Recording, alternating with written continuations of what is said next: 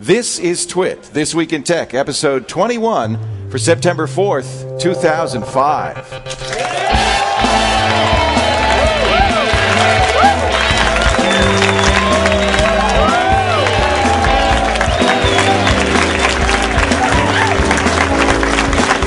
that's an amazing response. Thank you, everybody, ladies and gentlemen. And you probably gathered we're not alone. We are not alone. We are here at the Apple Store in San Francisco, our first live TWiT, and this is really a thrill. It's nice to have all of you here in the live audience, and of course the people listening all around the world who are joining us, and the TWiTs at the table today. And let me go down the table and introduce everybody. Of course, the lovely and talented Patrick Norton. Patrick, even though there's a live audience, the radio audience at home can't see you wave, so you might wave verbally. Just, you know, a little, hi, everybody. A twin hint. David Prager is also here. Hey, David, everyone. How you doing? The lovely and talented Robert Heron from PC Magazine Labs. Hello. Kevin Rose is here. Kevin Rose brought his entourage. Yes, brought the Revision 3 crew with me. You've got Keith Harrison videotaping. Yeah, we're going to launch this as a download, too. This will be the first video ever of a TWiT. Cool. And we were never all together before, so we really couldn't very easily do a video. We looked at different ways to do it. In fact, we tried that iChat conferencing, but it just really, we didn't have the bandwidth to make that work. So. Plus, it looks like a Brady Bunch intro. It did. Here's a story of three geeky guys. Ladies and gentlemen, John C. Dvorak. Hello. He gets, say it with me, he gets no spam. I don't. I don't know why this has become a big deal. You're the only one in North America who doesn't. He gets no. Let's do that one more time because I really want some volume. You're here. just going to use this you're going to use this as a roll. It's going to be part of our music. Ashley TWiT is already recording. He gets no spam. Oh my God. And now we have, I'm really pleased to say, joining us right now, Roger McGuinn, who is, of course, the man who is famous for the Byrds and for his own solo career, 8 Miles High, and you've heard, yeah. And you're kind of a gadget hound, aren't you? Yes, I am. Yeah, I love it. Yeah. Love tech, yeah. So he sent us an email and said, I want to be in San Francisco. Can I come by? He actually brought some stuff to show. We'll talk about that in just a little bit. And you've known Dvorak for a few years. About 10 years, yeah. He invented this guitar. Seriously. What do you mean? I really did. That's why I brought it. It's a new invention. It's a 7-string. 7-string, yeah. And they have 7-string guitars, but not this configuration. Well, you're famous for your beautiful 12-string playing. Well, is this kind of a cross between 6 and 12? Exactly. That's what it is. It's got the cool G-string pair. It's like the best part of a 12-string is this part here, It's almost like a sitar-y kind of resonance in the background, kind of. Yeah, it's got a high string and a low string. Yeah. So I've got that, and then I had it. It's a regular 6-string aside from that, so you can bend it. That's beautiful. So it gives like a bluesy thing, but you can do the 12-string thing too. But this is a Martin, so you not only invented it, but it's actually being manufactured. I had Martin make me one, and then a couple of guys came up and said, "Hey, I want one too." So Martin decided to make a special edition of them. That's great. That's really It's called neat. the HD7. The HD7. Well, it's not exactly tech, but it's still pretty Well, cool. it's low tech. It's a gadget. It's wood and steel tech. As Dvorak pointed out before we got started, there are people in the audience with are blogging even as we speak. Is that wild? Well, he's actually he says now that he's not blogging live. He's making a movie. Making a movie. So there'll be a competitor to the official TWiT video. I'm going to see if I can get. Matt, would you get me the handheld so that we also can? going to be a great shot of your ass, Leo. Thank you. I just stood right in front of the microphone. In fact, he had to do a panorama. I noticed he panned away from my backside. Yeah, you can just remove it. Is that what it was? Is that what it? So we actually have a bit of a setup. We also have a lot more people here that we're going to get on mic later on. What's your name? I'm AJ. AJ, what are you doing? I'm recording you guys. On your eyesight? Yes, I am. And then what are you going to do with that? I'm going to share it with my friends who weren't able to make it today. You can post it if you want. If you want me to serve it, I'll be glad to for you. All right. All right. Cool. And you don't mind if that's in competition with Revision 3D? It's all good. Right. What format are you recording?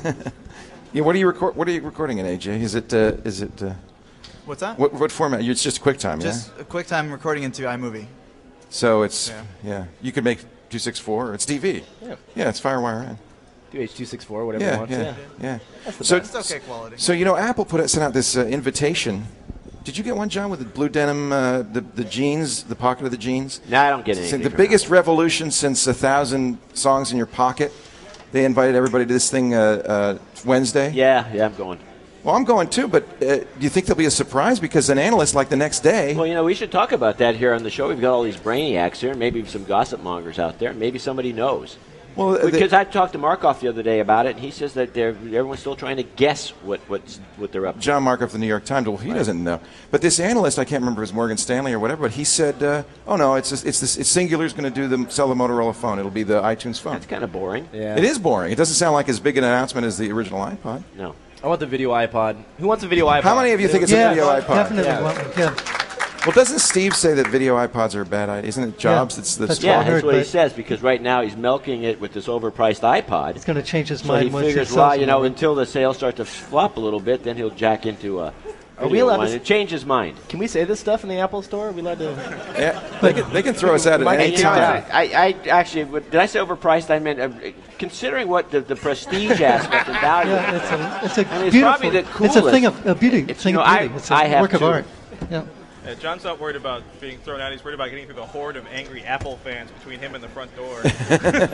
Hey, move your microphone a little bit closer to your mouth there, because you're not Here, as John. loud as the rest of us. maybe Apple's Roger gonna- McGuinn has pulled out his cool. iPod. He's Yeah. whipped out it. Whip out your iPod. We're in the cool zone. How many of you have iPods? Dead. They're whipping out their iPods. There's a mini. There's a regular iPod. I have goes. 4, but they're all at home. You see, maybe Apple's going to announce a countersuit to Creative suing Apple because of the fact for patenting their interface. Apple tried to patent the interface in 2002; it hadn't gone through yet. So But now, it's just that patent thing is just nested menus. And Well, Creative it's- got there first. Here's an It's interesting, pathetic. because a patent lawyer sent me an email after we talked about it. Because remember, we said Microsoft got there first and patented it. And this guy said, first of all, nobody got there. No patents have been approved, so nobody has the rights. And he says it's not exactly what anybody's been saying. Of course, I don't have the email in front of me, so I can't.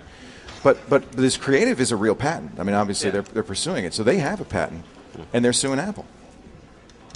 John's fascinated by the iPod interface. Have you ever seen that before, John? No, it's pretty cool. It's a beautiful thing, isn't it? It's in color.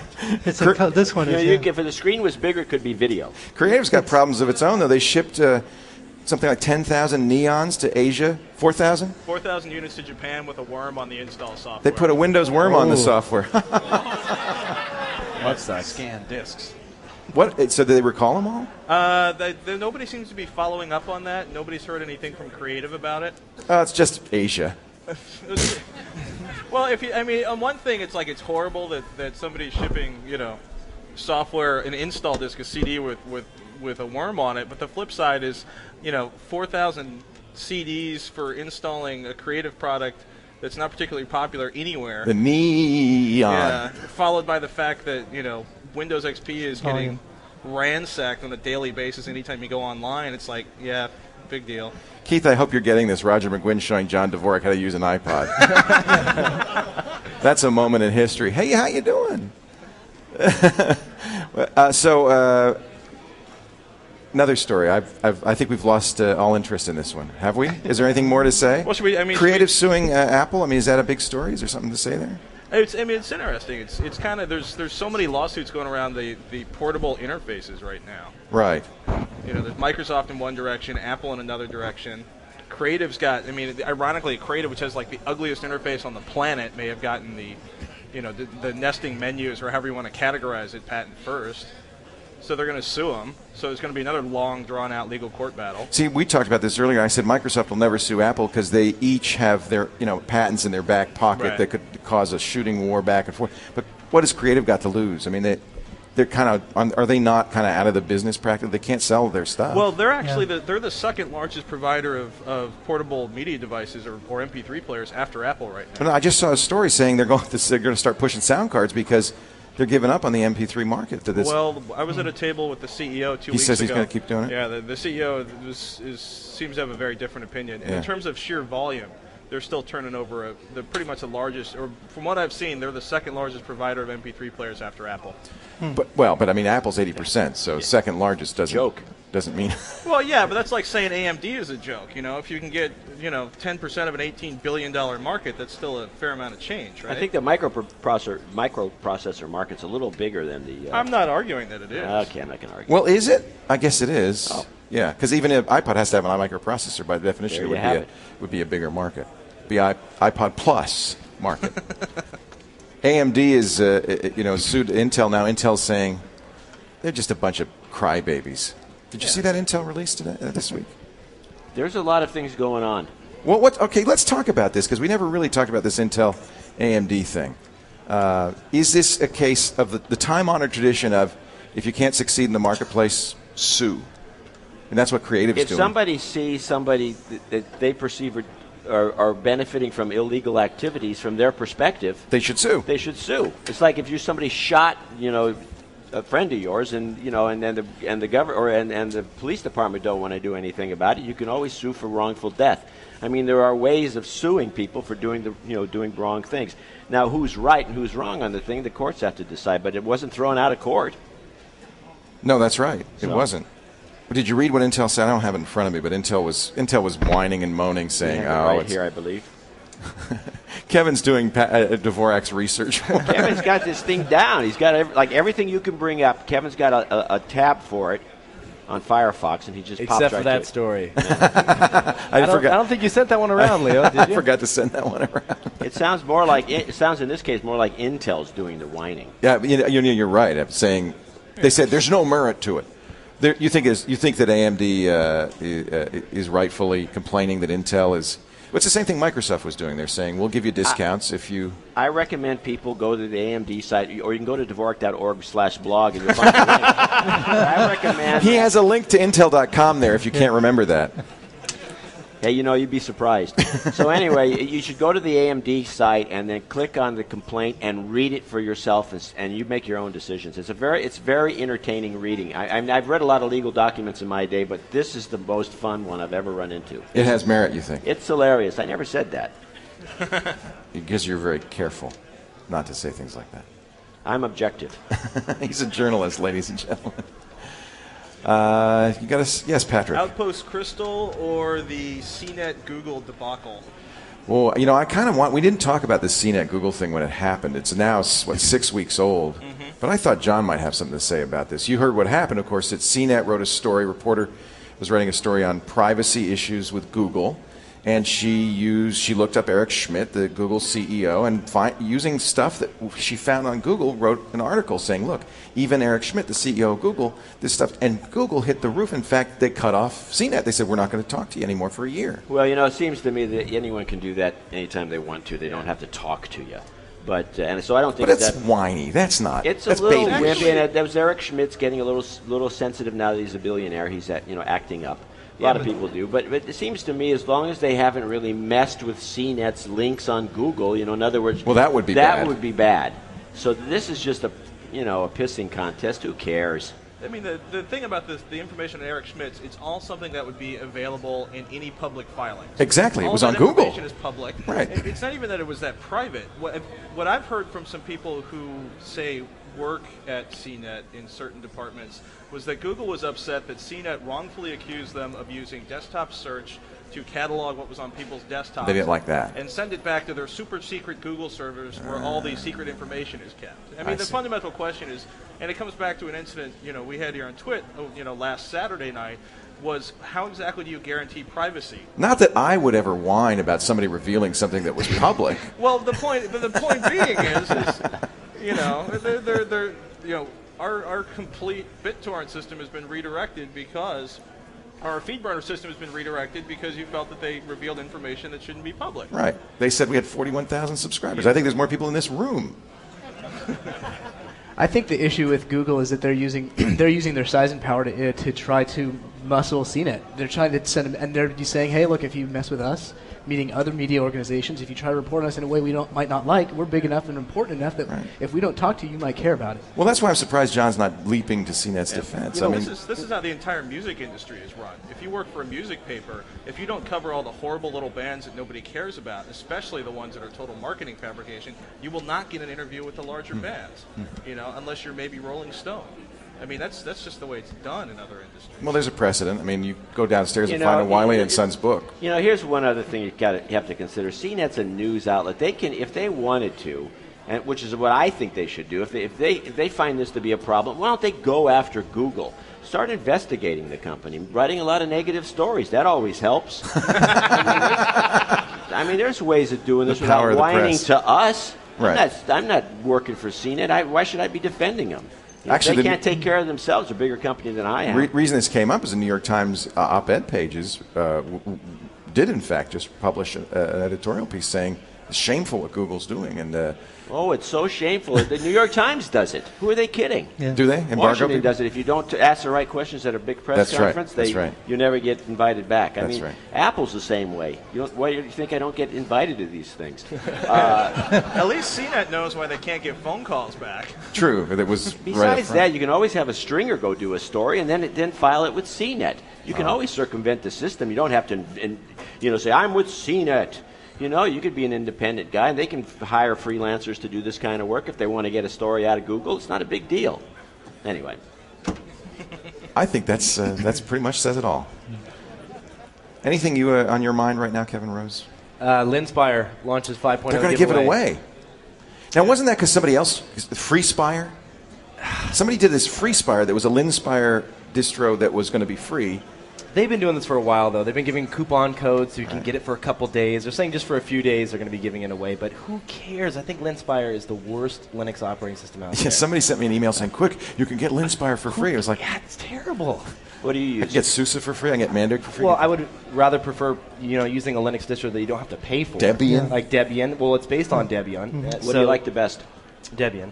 You do? For sure. Debian's for advanced users. And then the package management is pretty much the nice part apt-get about it. and all that is it's wonderful. Really easy to update applications. Yeah. So. Gen 2 is similar, uses the same kind of thing. Do you use anything but Windows, Roger, or you? I use the Knoppix, like the STD and the I love those. Oh, that's awesome. Yeah, live distros. They're really cool. And why is that? Because you don't want to bother installing. Yeah, I don't want to take up the hard drive on my dedicated other. Because I'm recording and I've got a lot of tracks on a hard drive and I don't want to mess with it. So I'll just get into Linux. See, he actually goes on the road with a laptop and does live recordings with these expensive microphones. Yeah, tell us about this mic. He's got a mic. Okay, yeah, this is a Samsung. It's called a C01U. It's Not Samsung. No. Samsung, like the guy who lost his hair. Like Samsung, Samsung is a music.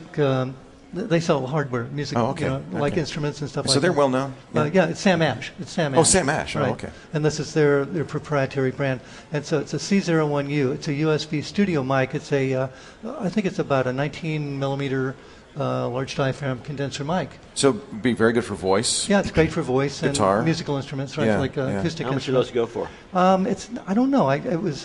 He's like you, Dvorak. He doesn't buy this stuff. It was a. It's a gimme.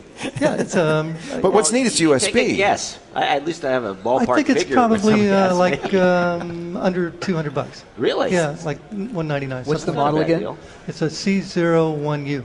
I think a lot of podcasters that would be probably a very good. Oh, they need it. It's ideal for podcasting. Seriously, You just most plug podcasters do a crappy job Audio's because a of big their problem. audio. They Yeah. don't have good microphones. About And this is a $80. And this is so USB simple. mic. It's It's great. USB. You beat me. Samsung C01U. According to $80. Frugal.google.com. It's $80? It's about $80. On Frugal, Cool. yeah. Cool. $80 on Frugal. Right. That's great. Now, does it have a mount? I mean, it looks like the USB's plugging into the bottom. Yeah. There's a mount here that unscrews, and there's a. So you could put it on a microphone It stand. goes on a mic stand, right? I just didn't bring the mic Right, stand. okay. Didn't fit We my should bag. actually, for all this publicity, we should be getting a bunch of free mics for all the TWiT casters here. I think it'd be a good thing. I think so. Yeah. Now that I've spent, I'll look into it. I just, we just bought 1, 2, 3, 4, 5 Sennheiser headset mics. Yeah. And so we don't need them now. But thanks. Maybe Thanks I should. anyway, right? No, but this could be handy for other things. Yeah. No, we could use it. And also, I just want to say I'm recording this on Audacity, which is a cross-platform, free multi-track program. It's a wonderful. Well, we were talking because I use right now what I'm recording this on, for instance, is Auditions from Adobe, which is a proprietary $300 program for Windows only. Yeah. Audacity's Windows, Mac, Linux, and it's absolutely free. It's great, yeah. You find them comparable? Well, no, I think there are probably more features on Adobe Audition or Pro Tools or the ones that cost hundreds of dollars. But for the price, you can't beat this. I mean, it's amazing, and it's also great if you want to record something on a Mac and give it to somebody on Linux or a Windows box. You said that you recorded an album on Adobe Audition and a laptop. I did. Dell gave me a complimentary laptop to play with, an 8200 Inspiron, and I used Adobe Audition to record my last CD, which is called Limited Edition, and it's available on Amazon.com. So you're not working for record companies anymore. You're doing your own thing. No, I became a record company. I bought a book on how to become a record company, and it was pretty simple. And because basically when you have a record company, the only thing they're good for is promotion, and they are great at that. They're wonderful for promotion. They can get you on Leno and Letterman and all that, but they take all the money. Yes. And so you get the publicity and they get the money. But you get so nothing I else. thought I'd rather have the money. Thanks. Yes. Yeah, not that, but he gets to screw himself. Yeah. Right. Well, I get to take myself out to dinner. Right. It's like, and charge it to myself. Yeah, Camilla and I go out to dinner and go, the record company's paying for this. Isn't this great? We love it. Do you think more artists will kind of move in this direction? I mean, I do. Now that the equipment is getting affordable for everybody, I mean, anybody can buy a Pro Tools or Adobe Audition setup and record an album now. And you don't need to. See, the thing was before you had to sell your soul to the company store to get the money to record because it cost $1,000 a day to do it. Now it costs nothing a day. Right. So it levels the playing field for artists. It's really Nor cool. do you need them for distribution anymore. Really. Not really. No, because you've got Amazon.com. I mean, that's a perfect international distribution system. How hard is it to get yourself on like iTunes or Napster services like this? I signed with I'm not sure what the threshold is, but it was easy for me to get into it. I got like a one-stop thing that got me on iTunes and all the other ones, eMusic, and so it helps to be a brand name artist. Yeah. It helps if you got some name recognition. Yeah, I'm not sure how easy it would be for just coming Roger, up. you used a third-party service For what? to get onto iTunes, or did you deal with Apple directly? I did not go to Apple directly. I went with eMusic first. Okay. Yeah. eMusic is great. Yeah. Are they still around? Do they? Yes. Yeah, I believe so. Yeah. Yeah. I mean, that's a neat idea, and that's what Michael Rogers did before Linspire was MP3.com, and I mean all of those. I mean that's what we need. MP3.com is part of CNET now. eMusic's it's free and it's not free, but it's actually it's a good deal. free music. Yeah. Consistent rumors that at some point Apple is going to do this with iTunes. They're going to make some channel in GarageBand that you push a button and you sell your stuff on iTunes. That'd be cool. Yeah. Wow. Would that be the kind of thing? It wouldn't probably be something you'd need. I've already gone another level where we send it to a pressing plant and actually You've got burn actual CDs. real CDs and sell them at gigs and online. So I'm not sure how long people are going to want them. Although this next project we're doing is something that people will want because it's got a 40-page color booklet and a lot of information that you can't really get by downloading. That's the one thing I miss. I used to sit and we would, look at the album covers. Look at the album cover. Right. I have one of your albums you have very kindly autographed on the wall. Yeah. And John brought it back for me, and that was really great. I saw it on. You had a Netcam in your office at one time, and I saw it on the wall. And went, "Oh, that's pretty cool." Well, I think it's pretty cool too. So you think that the days of the record companies are numbered, or do you think that they still have a place? Oh, well, they still have a place, but their place is not what it used to be, because they can't really own you as easily, because artists can afford to record their own stuff now and distribute it. But there's still a place for them. A lot of people. I know a kid who just signed with a record label, and he's got a band, and he's going to do that. And did you make money off the old records? I mean, the deals back in the '60s were really bad. I think it's for my personal take on a Byrds album is something like it's 0.0003 cents. Sounds like my book deals. Per album, right? Wow. But I have to say, and I can't bash the record companies. Like yeah, but the difference is Roger actually wrote the music, so that's. But we've made subsequent deals, and they've done a lot of reissues, and so I can't bash the record companies. They do pay royalties, and we subsequently, but you get a fat ASCAP check every month, don't you? I'm BMI. Camilla's ASCAP. You know what? He just wanted to say fat ASCAP. Don't. You just like that, right? Yeah. Don't do that. But you do get a fat check. BMI doesn't. BMI's good. Yeah. BMI's good. Yeah, I've been trying to get for years, trying to find out what this check amount is. He's trying to find out what I'm worth for years. I've never been able to get that number. I don't like. Because I think all these guys make BMI or ASCAP. Now, would you say ASCAP doesn't give you a royalty? I'm not with ASCAP. Camilla's with ASCAP, and I'm with BMI, and we write songs together. My wife, Camilla. I know. And sometimes she gets more than I do on the same song, which I can't figure out. But she comes from ASCAP. Yeah, she gets more on ASCAP than I get on BMI. That's but kooky. we told that to BMI, and then I got a big fat check from them. So I don't know. In other words, they're just making this up as they go along. It's a slush fund, right? Just like, well, we'll give him more, okay? Well, anyway, for people out there who want to know, artists are paid based on radio play and a bunch of other things. Well, radios have right, to play. radio stations have to pay into not it. artists. the Well, people who own the publishing rights, and that's right. kind of a big. Because I once we had Frank Sinatra. So was when you're all listening his to life- free music Doesn't get on any the money. radio, He was you all- are somebody's paying. The money gets split out, in But not to some the performer. mysterious way. Not to the performer. Yeah, and it's That's right. mysterious. That's why I've been trying to get this number from Right. him, but I'm never. Oh yeah, that's why. No, it is why. I don't. So give a Frank shit how much Sinatra money never they- made any royalty Well, money? all his life he tried to get performance royalties, and he never pulled it off. No kidding. Yeah. That's kind of sad. I'm sure he made money, but he didn't make it that way. I remember we had the captain of the Captain and Tennille on the screensavers once. That was the best we could aspire to. Now that we've met you, I think we don't have to go that way. But yeah, I asked him, well, you mind people stealing your music? He said, I couldn't care less. Neil Sedaka gets all the money anyway, right? So Yeah, it doesn't Daryl cost. Dragon, right. Daryl Dragon. Yeah. He's a producer now. He's and up yeah. Yeah, so that's the thing. I went to the Senate, and they asked me about MP3s. It was the Senate Judiciary Committee. Is there an upside to downloading? And I said, downloading is not bad for artists. It's bad for record companies. I have that's an no important problem with it. distinction. It's But they good for try to artists. pass the whole thing. They try to make it look like you're hurting the artists. And the Yeah, that's what bugged me, that they were saying the poor artist isn't getting the royalties. Well, they were never getting the royalties, so Right. it was How about can them we not screw getting the the artist if you screw them? Yeah, right. We're busy screwing the artists. Stop getting in our way. Well, would you tell people who, there are a lot of people listening who download music that they shouldn't download from illegal, Well, use I Kazaa? took that side and I got sued by somebody for, like saying that, like it's cool to download. So I'm really, have to be careful. Let's not say anything. Yeah, we don't want to get But sued. personally, it doesn't hurt me. Right. Yeah. Yeah. Or Daryl Dragon. Yeah. Yeah. So there's two. But there's a lot of people like Janice Ian who've been very outspoken. She's on the side of that, yeah, and quite a few other artists are. Yeah. Sitting next to me was Lars from Lars Ulrich, yeah, who from was the Metallica. other side. He was on the other side. I don't think he got it. I just don't think he got I it. agree with that. I don't think he did either. Yeah. And the other thing is, these guys still can't face the reality that during the heyday of Napster, the record sales were actually increasing, because I still believe to this, I'll never not believe this because I've seen it happen to me. When you were on Napster, you could see, you'd find some guy who had a song that you wanted, and then you check out his collection, and you'd see he has your taste, and then you'd see, what's this? I've never heard of this group. Yeah. You check it out, and you say, wow, these guys are great, and you'd go buy the album. Or my wife, for example, doesn't buy CDs.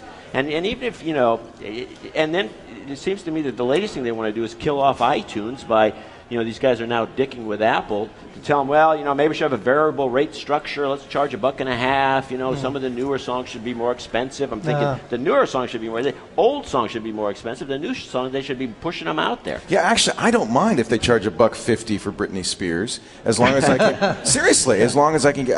And that actually maybe that structure does make some sense. Well, if it makes sense for the record companies, let them have it. Because if I they can screw Apple out of this lucrative. But if I can business. buy the Temptations for 30 cents a record, I don't care that I can't buy Britney Spears for that it'll cost me $1.50. Do you buy that Apple iTunes is losing money on selling music? Because that's their there's position. there's a lot of analysts that say You know why I buy it? And actually, I won't say where I got this from, but it's somebody we know. The problem that people don't think about is, they get the 60-30 split, right? Yeah. But it's not even that. The bandwidth. They pay a lot of money to Akamai for the download bandwidth. Hidden and costs. There's a hidden cost that nobody takes into account. Right. BitTorrent. I just did a column for PC Magazine, I should mention, where I discussed this Apple iTunes RIAA issue. And I believe that the RIAA started to screw with Apple, not because of the money or anything else. I think it has to do with the fact that all of a sudden, because when they began iTunes, it was like, oh, there's a lark, Apple's going to sell stuff online, who cares? And, if nothing else, we'll get a check in the mail. Then they started to realize that, hey, wait a minute, there's an awful lot of songs going through this Apple system, and now we have a third party that we don't control. That's right. Accounting for numbers. They can bring out numbers and say, well, it looks like this group sold this many, and this group sold that many, and meanwhile the groups are getting screwed out of their royalties by these crazy bookkeeping schemes that both publishing companies and record companies employ to make it look like you're not making any money. Yeah, they got some tricks. They got all some good kinds tricks, of cool yeah. tricks, Right. but now with third parties, with independent numbers that can be just kicked out of a computer like that, the record companies are going, oh my God, we're going to be found out. We've got to kill this now. Didn't Sony just get busted for payola like a month ago? Oh, they did. All those companies yeah. Yeah. There was a big prosecution. But they That's say my that hasn't theory. happened since the 50s. Apparently it's happening all the time. Yeah, probably. Yeah. They haven't been busted since the 50s. Yeah, big record companies come to me all the time saying, "Would you play our songs on TWiT?" But I always say no. No, not one, not yet anyway. You guys have any other stories you're excited about? I mean, all the old guys are on this side of the table. Maybe we should talk to the young guys. Sitting here in the Apple Store. Apparently, a couple days ago, I wasn't privy to it, but a couple days ago, you could buy a Mac Mini and try it out. For about what happened days. to that? The one-day Mac Mini test drive. They pulled it out. They pulled out the plug in 24 hours. Is it because too many people were doing it, or because they were worried? I'm guessing it's because too many people were doing it. That's what I was thinking. And maybe they couldn't keep up, or is it because they're not? they're Customers. I come in. I get it's like bait. I come in. All the Mac Minis have been, they're all gone. For I'd be annoyed, and I would maybe they might lose a sale or something. And I can see where you. Well, raises a couple of questions. First of all, why they did it? Do they are mini sales slowing down, and they feel like they need to prod them, or what? Well, first, why did they think of the idea? I think there's just a lot of people that are sitting there. They have the extra money. They're not sure if they quite want to buy it. When you throw out the 30-day return, why not? It's a good promotion because how many people are ever going to return it, right? Nobody returns these It's things. a cool box. It's really it is cool. I mean, so it's a sensible promotion. I mean, people have been doing this for years. You have free money-back guarantee. Nobody ever takes a money-back guarantee. So it just gives you the security, well, I'll buy it. And if I don't like it, at least I can always take it back. And very few people, I'm sure, do. Do you think, I mean, it was too soon to have abuse. It couldn't have been that somebody was abusing. It was only 24 hours. It got dug. That's what happened. AJ says it got dug. It did get dug. Yeah, it was on the homepage. A lot of people were buying them. Do you think so? Well, I mean, not all from Dig, but there was definitely a lot of interest. I saw it was picked up all over the place, all these different blogs, and I mean, a ton of people were hitting that site, I'm sure buying the minis. So it's not going to be a closeout item, though, is it? Where they're just trying to get rid of them for a new item that's coming Well, I up? wonder. Or? Well, I mean, look, they said they were going to have it. The Intel Minis would be the first, and they would have them by mid-2006. My prediction is they'll have it by January for Macworld Expo and surprise everybody, right? Is that going to be 64-bit? Well, that's the problem. It's 32-bit. They're moving backwards. But not that anybody needed 64-bit particularly, but... It should be a Centrino processor on that. That would be a good choice for that, So wouldn't it? a low-power Centrino. Centrino. Pentium M processor. Yeah, because it's very low heat. Simple choice for them. They don't need the Yona. They don't need anything Well, they more. don't want to use Centrino. Not Celeron, Centrino. No, Centrino. That's the Wi-Fi chip. Yeah, that's why back No, then they got a cut just a closed deal with Broadcom. They're not going to switch to it. Yeah. It wouldn't be Centrino. You're right. It would be a Celeron, a Pentium M. Pentium rather. M. Yeah. Well, that would be a good product. I would buy that. Sure. So you think that's what happened? Well, no, because they want to get these. Maybe they cleared them all out already. Yeah, maybe they're done. 100,000. And That's boom, there Are there any Mac Minis here? Has anybody looked to see if they've got Mac Minis? Quick, someone run downstairs. Bring us all the Mac Minis. Are you out of Mac Minis downstairs? They got Mac Minis down here, so I guess that throws that one out the door. Well, they're going to know in 30 days what percentage of the people that decided to do the trial got it. Nobody returns those. I bet you that's the vast majority of them. You think the only time people return them is where they go to Best Buy and they buy a product and it's like I used to know somebody who would buy shoes at Nordstrom and then she'd tape the bottom of them so they wouldn't get dirty and then bring them back after the prom the next day. Oh, yeah. There are people who do that with Best Buy, right? They buy a product. I do that sometimes. Buy a DV camera and shoot the wedding and bring it back. Yeah. There are a lot of TVs sold right before the Super Bowl. It works. Why not? All those tags. But nobody would do that with a Mini. I mean, there's no reason you need a Mini for a couple of weeks. So it sounds like a good way to sell Mac Minis then. Well, that's what I'm thinking. I think it's a good promotion. So why'd they kill it? It's also the most affordable Mac there is. So right. You're given a really easy way to try it out. And it makes sense for promotion. But the reason they probably killed it was just simply too supplying successful. them in, and like John mentioned, just simply having irate customers show up. You got to have the them in deal, the store, and it's not there. But of course you get it here. It's kind of a weird thing. You don't expect a big retailer like Apple to do something like that. Maybe Steve didn't sign off on it before it went live. Maybe. I keep expecting Steve to show up. Like he's going to there, come and right say, there. "What are you doing here?" Oh, he just took off. Oh. Just peeked around the corner. He said, "Oh my God, there's media." All right. Well, that's okay. Any other issues, you guys? Text America has a couple of really cool sites about Katrina. I want to Let's talk about Katrina a little bit. Yeah.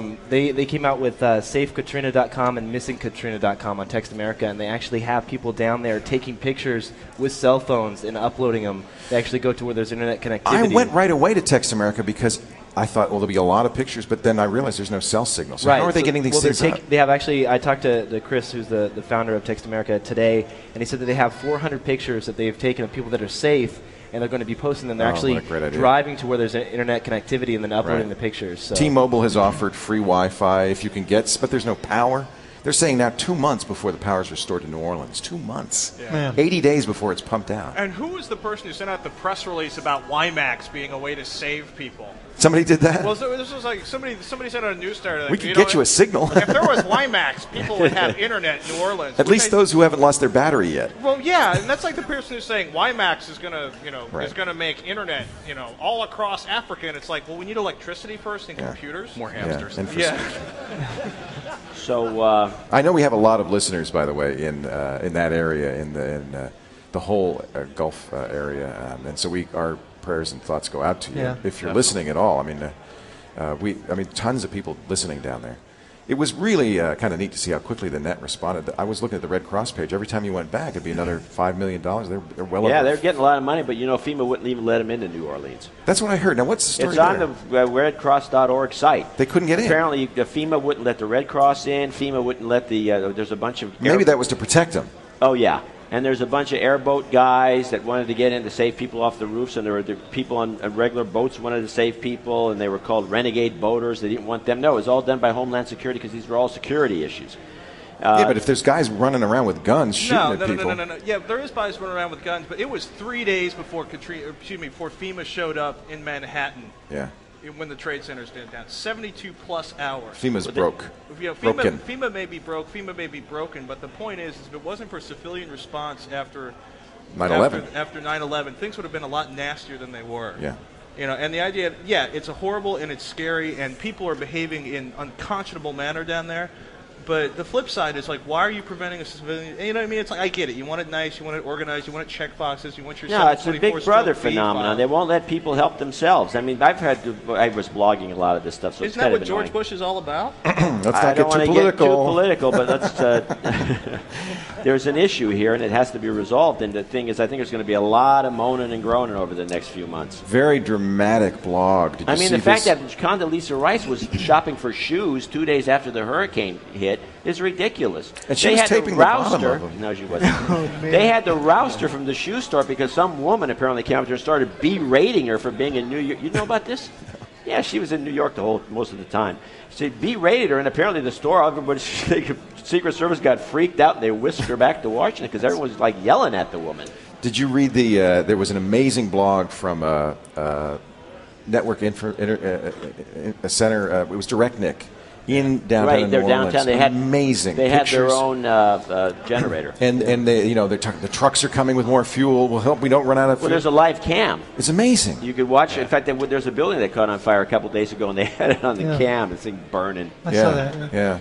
I mean, there's an example of citizen journalism. I mean, this long before the mainstream media were able to cover this story, and before anybody was in there to rescue, we were seeing what was going on from blogs and people who were there. And this Text America thing is a good example. I mean, it's really quite amazing. I was never a big fan of the idea that bloggers are going to be the new journalists of any sort. I'm still not completely convinced, but I have to say they've done a much better job than the general media. Now, you do have to kind of edit it yourself because there's guys that are just full of crap on there. They're not. I don't think journalist is the right word. It's citizen. It's covering the story. It's somebody that's there and recording what they see and talking about it. They're storytellers. Yeah, but it's participatory journalism. It's people who are part of the story, right? Telling the story, and that's fine for journalists then to come in and make sense of it or analyze it if they do a decent job of it. But the fact is that the primary sources now are so much better than they used to be. I mean, you're really seeing stuff, and they're faster. Yeah, instantly. Yeah, I think it's just fascinating. Like we got this guy here. Reporting on me right now. Exactly. I mean, there are a lot of people. Dvorak just said that Rice was in the shoe store. Can you believe this? Left wing, right wing, left wing. What am I? Well, that is one of the scary things, jerk. And we've seen that happen too, where there's this kind of wave of public opinion that's influenced by completely fallacious blogs. And that's another problem. Definitely. That's a whole other issue. But I think people are going to get smarter about what they believe. I don't think so. You don't think so? No evidence. There's no evidence of people getting smarter. They're actually talking about Katrina. Who was it that was telling me that their company is going to do? Come on over here. In fact, let me get the handheld mic. We all know Scott very well from ResellerRatings.com. Hey, Scott, how you doing? Oh, I have to turn you up. I forgot. I don't have Rave on here anymore. You hear me now? Yeah. Okay, great. So ResellerRatings.com, great site. where you guys publish ratings of the companies that sell stuff online. Yeah, you can go to our site and read reviews of merchants before you buy online and compare prices. And what are you doing for Katrina? So what we're doing is we're matching donations to the Red Cross up to $10,000. That's really so we're trying to raise a total of $20,000. Resellerratings.com. Yeah, just go to our homepage and click on the banner there, and there'll be instructions. It's really easy. Cool. Just donate, forward your receipt to us. That's true. You're seeing a lot of companies doing that, doing matching donations. In fact, if you're going to do a donation, you should probably check to see if your company's doing matching. Did you see Clorox is giving $1 for everybody who goes to the Clorox site and clicks? There's some new detergent or something. You click and they're giving away $1. I mean, that's pretty cool. Mm-hmm. You might as well. How are things going in reseller ratings? Really good. We're focusing more on the fraud, preventing fraudulent reviews and working on the shopping engine and deals, and so it's great good. to see you again. Thanks. Yeah, thanks for coming by. Good to see you guys. Your success out here. It's a great show. We're Twitifying. It is pretty amazing. I don't know how this happened. As long as we're talking to people, Sal Soghoian is here. Let me. Hey, Matt, why don't you bring that mic over to Sal? Matt Grenowitzki. Grenowitzki is our. We have a TWiT intern, ladies and gentlemen. I am so honored to be here. This is Sal Soghoian. Sal is the king of Apple Talk, the Apple Talk product manager at Apple, and a great guy. And I learned a lot about Apple Talk, Applescript. I'm sorry, yes. Apple Talk. I think that'd be a bad product. I think the Apple Talk product manager is a very lonely guy right now. Long gone. The Applescript product manager, and I learned a lot from you on the last Mac Mania. On the Geek Cruise, the Geek Cruise, yeah, it was incredible. That was wonderful. And you showed me Automator before it came out in Tiger, and that is amazing. I'm sorry, you didn't show me anything. I know nothing. What was that again? That'll be expunged from the record. No, wait a minute. Let me think. That wasn't so long ago. It was after Tiger came out. Right. So, how are things going now? Automator's taken off like crazy. It's really acceptance has been incredible. It's actually raised awareness about Applescript, and we have more interest in Applescript and Automator than we ever had before. I love Applescript. I mean, for automating your workflows, for getting stuff done, it's just really nice to have that nice high-level language. I find myself doing more and more in Applescript and less in Perl or Shell. It's just really great. It's very approachable. I mean, you don't have to really get down and dirty with it so much. It's English-like language that lets you control applications and the computer itself. We missed you on the last Geek Cruise. Yes. Are you going on the next one? Oh, yeah. I'll be on the Geek Cruise to Acapulco, and I'll be on the following one to the Mediterranean. Oh, you're going to see. I haven't decided about the Mediterranean, but I'm going. You got to go. I'm going on the Mexican Riviera. That's in February, and the Mediterranean is in July, right? That's right. Yeah. So that's geekcruises.com. Yes. Give them a little plug, because Woz will be there with us as well. Yes, I believe. And I'll be teaching a class again on Applescript and one on Automator as well. Oh, and it was the highlight of my life that Woz took the Applescript class and showed up for the second day. It was so cool. That was so cool. Woz is amazing. Woz goes to he shows up on these cruises and then goes to the classes, which is like, what? Don't you know all this already? Did all the scripts and everything else. That's great. That's really great. Well, Sal, it's nice to see you. Thank you. Thank you. For really coming appreciate by. it. Yeah, Thanks for everybody for showing up at the Apple Store today. We really appreciate it. Oh, it's a nice crowd we got here, I'll tell you. Is Arlo around? Where's Arlo? Arlo Rose, are you here? Because I wanted to say hi to Arlo, too. Here's coming up. Here, you can give Arlo the mic. Go on over to the bozo nose and talking to the nose. We got a red muff on our mic, so it's easy to find. Arlo Rose. The red nose microphone. Arlo created Konfabulator. Don't you love Konfabulator? Isn't it incredible? And of course Apple kind of we won't say ripped you off, but dashboard but I have to say I will. All right, Patrick will call us. But I can't comment on that. I understand. But I have to say I used dashboard for a while, and I went back to Konfabulator because I like the additional functionality, the ability to see it all the time or put it on the desktop and stuff like that. Really makes it a more useful product. So you just sold, though, the company to who? To Yahoo. Yahoo. So did you say get old, when they called? Did you go Yahoo? It's actually kind of a long story that began with Microsoft and ended with Yahoo. I can't really tell the story, but let's just say that we'd much rather work at Yahoo than Microsoft. Yeah. Because you do offer it for Windows and Macintosh. Yeah. We've been doing a cross-platform version, which the whole reason was because we love the Mac platform dearly, and we wanted to make sure that as many people could get their hands on it as possible to create really cool widgets. That would be cross-platform? That would be cross-platform. So the more people that made it for Windows, the more people got to use it on the Mac. And it was a real amazing success. And now with the whole Yahoo involvement, It's crazy. We get hundreds of submissions a day to the gallery, and we're just making our way through them. Wow. And we get millions and millions of downloads a week of these guys. It's very really similar cool. to Dashboard. You write in JavaScript, you create resources that are images and so forth. It's very similar to the Dashboard development model. Yep. Yeah. It's actually pretty much identical, minus the fact that we use XML and they use DHTML as the base. But with our next version, we can do some really cool stuff that actually makes them more Dashboard-like with the embedded views, and we're doing some stuff with Yahoo login technology, so that if you're a Yahoo user, you can have persistent preferences if you log into your machine. So you have all sorts of cool widgets up on your desktop at work. You can have them up on your same ones at home with the same information, same positions and everything. Oh, I really like It's going to be really cool. We've got a really great developer who just came on board who does really neat game widgets. He's on the audience over there, and named Rob Marcourt, and he's hopefully going to do some really cool stuff with us too. A great widget developer, really great guy. The thing I like the best is Yahoo's giving it away now. Yeah, totally free. Download it, do whatever you want to with it, make cool widgets, give it to your friends, put it on CDs. Well, wait. Yeah, something like that. You can do that, right? That's allowed. Yeah. KONFABULATOR.com. Yeah, always been one of my favorites, and I like it that it's free now. Yeah, and we love you for that. If it wasn't for the screensavers, our Windows beta program, I don't know what would have happened. That day that you talked about it, we had thousands and thousands of people within minutes signing up for our program. Was that the day you made the widget of me, the Looking Leo widget? No. That was another time. About a year after that. Okay, So. yeah. I still use that widget. We got to update it because it points to the Tech TV search. Oh, you're right. Yeah, that's no good. I'll do an update of it this weekend. No, that's all right. Thank you. It's great to see you, Arlo. I'm glad you were here. Yeah. Good to see you too, Patrick. Congratulations on the success of Konfabulator. I'm glad. Good things sometimes happen. It might have been a little bit of a curve, but no road. But it was worth it.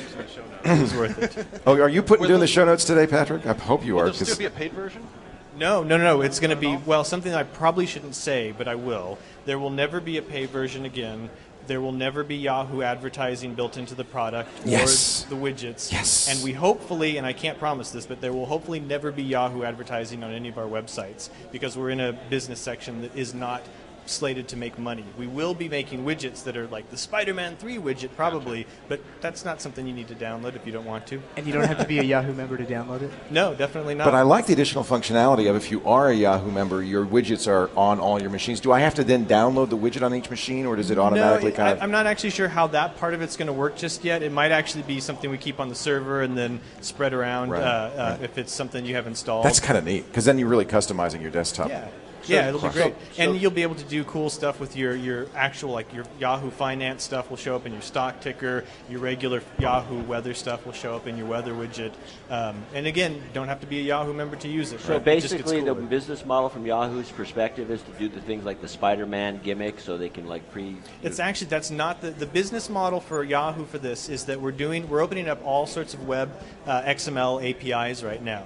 And what we want to do is use this as the starting point for getting people hooked on them and doing really cool projects with them. So you download Konfabulator, you learn how to do the YPhoto stuff with the XML APIs for YPhoto, and then you go and add it to your application, and then suddenly a lot of people are using YPhoto that didn't necessarily know about it before, and now we've got more customers going to YPhoto. So they're using it as a conduit for other services. Okay. There was a little bit, and I kind of am sensitive to this. A complaint among Flickr users, that's YPhoto. Right. That in order No, it's actually totally separate. Oh, it is separate. Yeah. They're not going to merge the two? They might. Here was my issue. I'm a Flickr user, and all of a sudden I have to sign up to have a Yahoo account to keep using my... Well, they were trying to get people to sign up to Yahoo. Eventually, but you don't have to. Because I don't want to. Yeah. I'm a Flickr Pro user. I don't want to kind of merge. I mean, I'm a Yahoo account too, but I just don't... Flickr... I think the problem really was... There isn't really any disadvantage to Flickr users. It's just Flickr users are kind of anti-corporate. We don't want it to be part of a bigger company, I guess, is the issue. Right. So it's not. Those aren't going to. Does it have to do with your code name on Flickr, Big Daddy? Shh. That's my private Flickr account. Now somebody with Big Daddy is going to be getting a lot of that's actually mine. Page views. I believe there's a TWiT widget, but I may be wrong. Is there a Konfabulator widget for TWiT? I believe there is, but maybe not. There will be shortly. Yes, before this show comes out. Hey, thank you, Arlo. It's nice to see you. Let's bring Alex Lindsay up here, too. Can we make an announcement, Alex? Would it be premature to make an announcement? Here, go over to the microphone.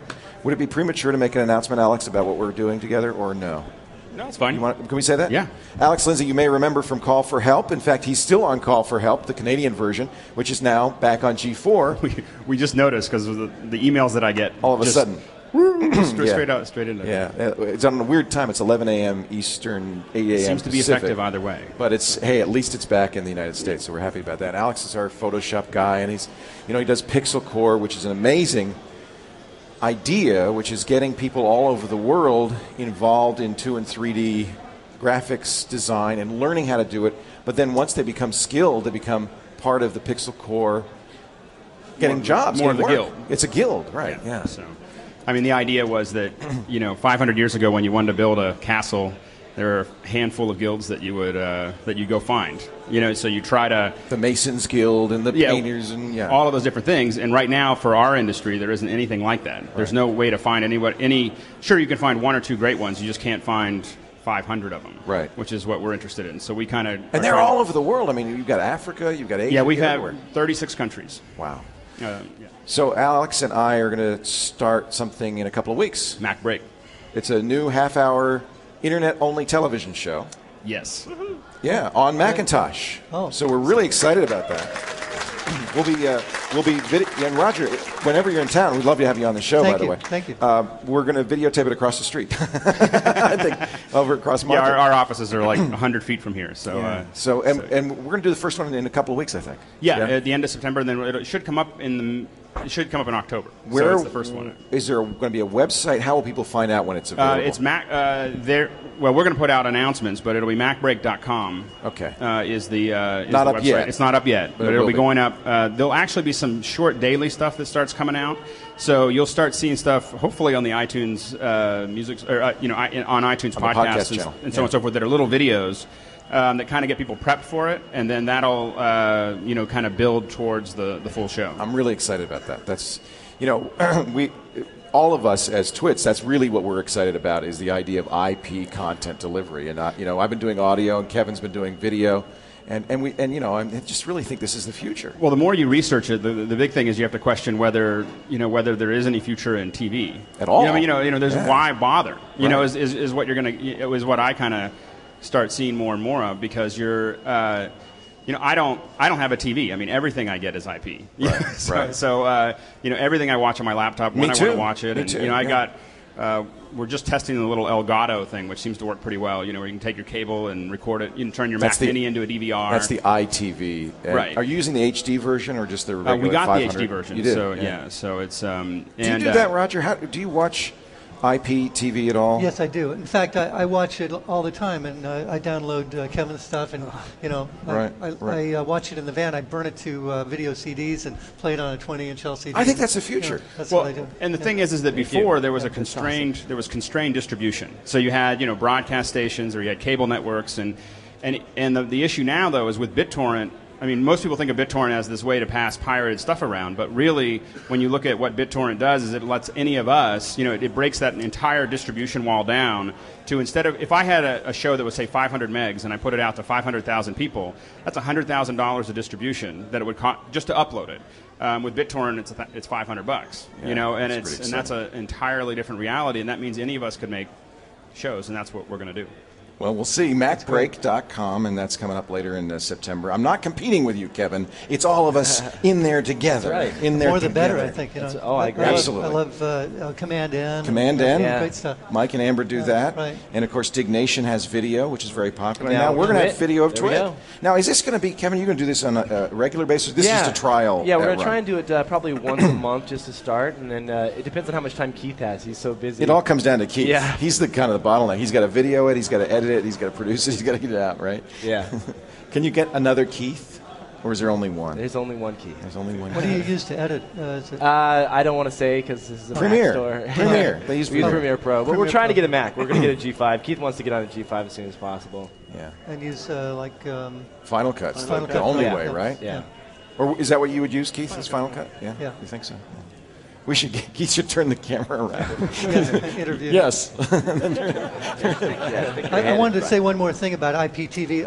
I used to really want like a DirecTV satellite thing for our moving vehicle. Yeah. And now I don't really, need it. I really, all I used to do is I'd record the screensavers and or I would watch it. Right. If I had that, I would watch it, and it's not there. So right. Why bother? Well, if we do the screensavers again, it's very likely we'll do it on IPTV. Yeah. I mean, that would be the logical way to do it. Patrick's doing video. In fact, I've watched a few of them now, and you got the audio working, and it's pretty. I'm now liking it a lot. I mean, you really got a great job. Can I have a Dvorak moment here? Please. DigitalLiveTV.com, episode 4. We do live on Tuesday, available for download Tuesday night. And Patrick was not at work in the last TWiT.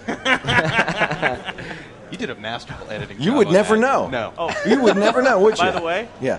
The mic that you love so much Yeah. for Skype, Yeah. $3. Straight from China. You can use a $75 headset or a $3 one, and Leo will like the $3 one better. It sounded really good. Isn't that scary? And it wasn't USB or anything. You just plugged it in. It the was audio. plugged straight into the notebook. You know what I would like to do is give the people in the audience a chance to ask questions. So why don't we put that mic in the stand?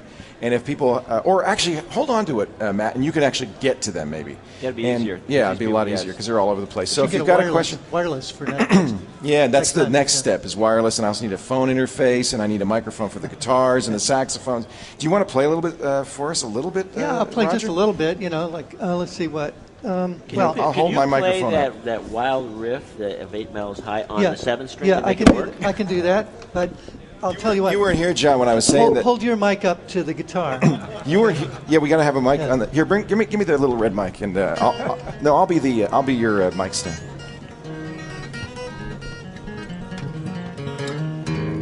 That sounds beautiful.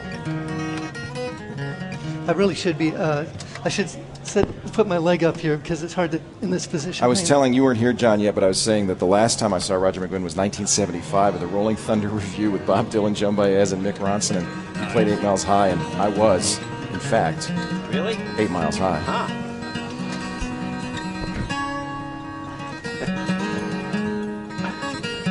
I think I saw God that night, actually.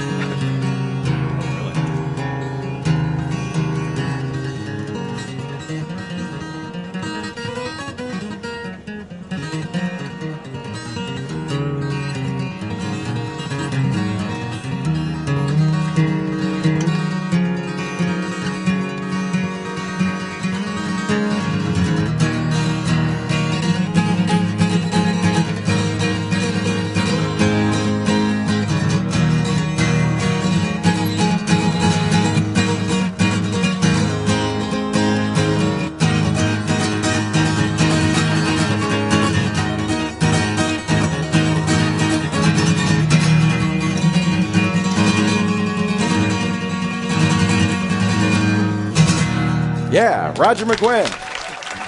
Now, I should ask, is that podcast safe? Yeah, it's cool. You own that? Yeah, you give me the rights to... Yeah, you got the rights, yeah. I just realized this is real music. Not to make it the theme. We're not going to make it the theme.